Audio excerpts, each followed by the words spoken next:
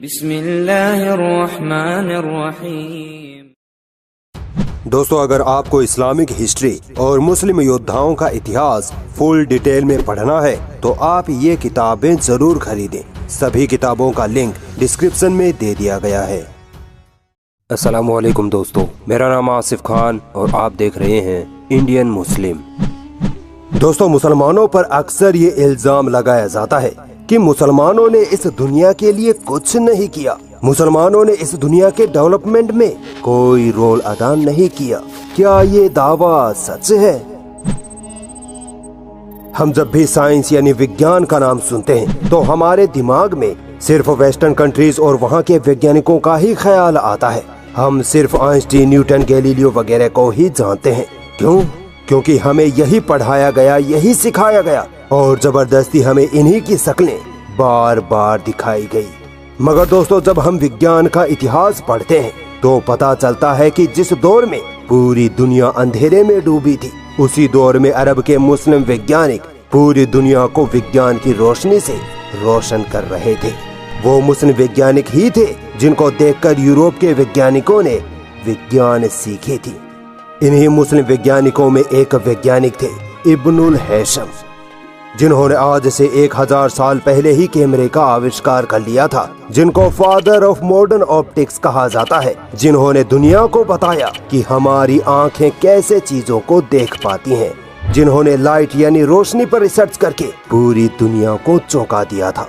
तो चलिए आइए आज इसी मुस्लिम वैज्ञानिक के बारे में पूरी दुनिया को तमीज से बताते हैं।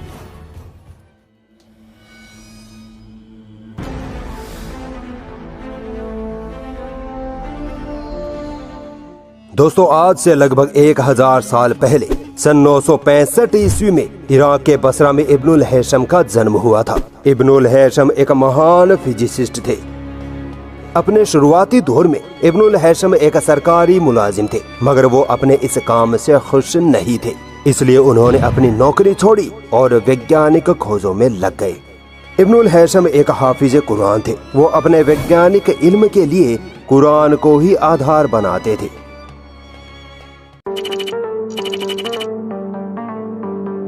इब्नुल हैशम के दौर के मशहूर वैज्ञानिक प्लूटो, न्यूक्लिड वगैरह मानते थे कि हमारी आंखों से अदृश्य रोशनी निकलती है, जिसकी वजह से हम दुनिया की चीजों को देख पाते हैं।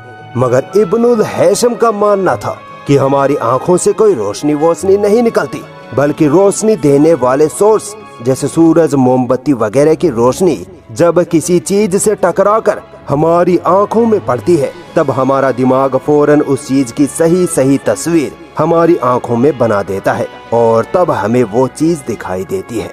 इस तरह इब्नुल हैशम दुनिया के वो पहले वैज्ञानिक बने जिन्होंने बाकायदा मैथमेटिकल एक्सपेरिमेंट से विजन थ्योरी यानी देखने के सिद्धांत को एक्सप्लेन किया। और आज पूरी दुनिया में इब्नुल हैशम की ही विजन थ्योरी को पढ़ाया जाता है।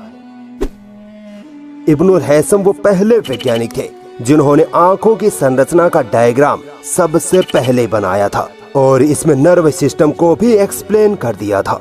दोस्तों, इब्नुल हैशम हवा में बातें नहीं किया करते थे, जबकि उनसे पहले के वैज्ञानिक जब भी कोई खोज करते तो वो अपनी खोज को अपने दावे और लॉजिक से सिद्ध करते। मगर इब्नुल हैशम वो पहले वैज्ञानिक थे जिन्होंने अपनी खोजों को बाकायदा मैथमेटिकल एक्सपेरिमेंट करके सिद्ध किया था। इसी वजह से उनको वर्ल्ड्स फर्स्ट ट्रू साइंटिस्ट यानी दुनिया का पहला सच्चा वैज्ञानिक कहा गया। दोस्तों, ऑप्टिक्स यानी प्रकाशिकी भौतिक विज्ञान की एक बहुत बड़ी फील्ड है जिसमें प्रकाश यानी रोशनी के बारे में मालूमात हासिल की जाती है। आप जानते हैं इब्नुल हैशम को ही फादर ऑफ ऑप्टिक्स यानी प्रकाशिकी का जनक कहा जाता है। इब्नुल हैशम ही वो पहले वैज्ञानिक थे जिन्होंने बताया कि रोशनी एक स्ट्रेट लाइन यानी सीधी रेखा में चलती है। ऑप्टिक्स की खोज और कैमरे की खोज के पीछे इब्नुल हैशम के साथ घटी एक नाटकीय कहानी है। चलिए वो कहानी सुनाता हूँ।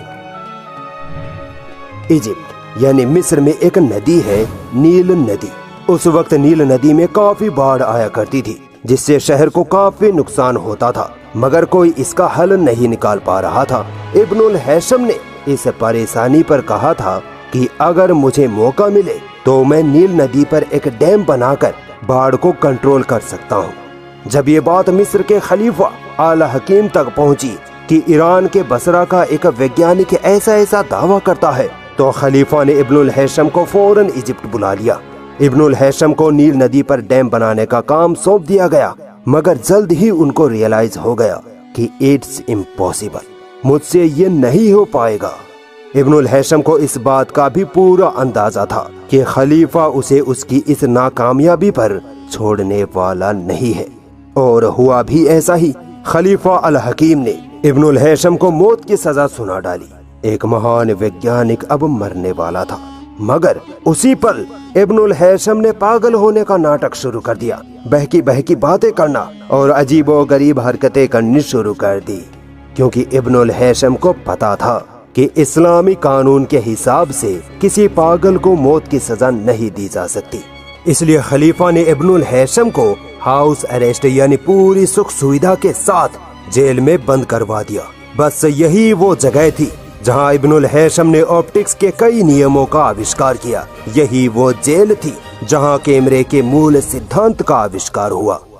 दरअसल एक बार इब्नुल हैशम जेल के अपने कमरे में लेटे थे, तभी उन्होंने देखा कि खिड़की के एक छोटे से छेद से रोशनी अंदर आ रही है और सामने वाली दीवार पर उस रोशनी से बाहर की चीजों की तस्वीर बन रही है।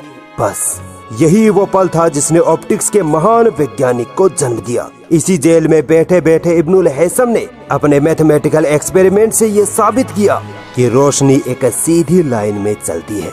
यहीं से इब्नुल हैशम ने फिजिक्स के रिफ्लेक्शन और रिफ्रैक्शन नियमों की खोज की, और सबसे अहम खोज तो ये थी कि इब्नुल हैशम ने पिन होल कैमरे के सिद्धांत को खोज लिया था, जिस सिद्धांत के आधार पर पहले पिन होल कैमराज बने और फिर आज के डिजिटल कैमराज बनाए जा रहे हैं।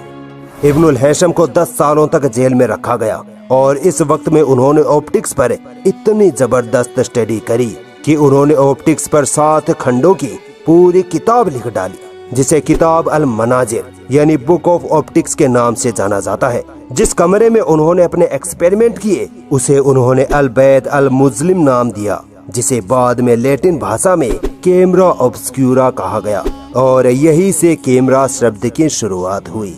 देखो मुसलमानों, तुम्हारे बुजुर्गों ने क्या क्या कारनामे किए हैं, मगर तुम इतिहास नहीं पढ़ते।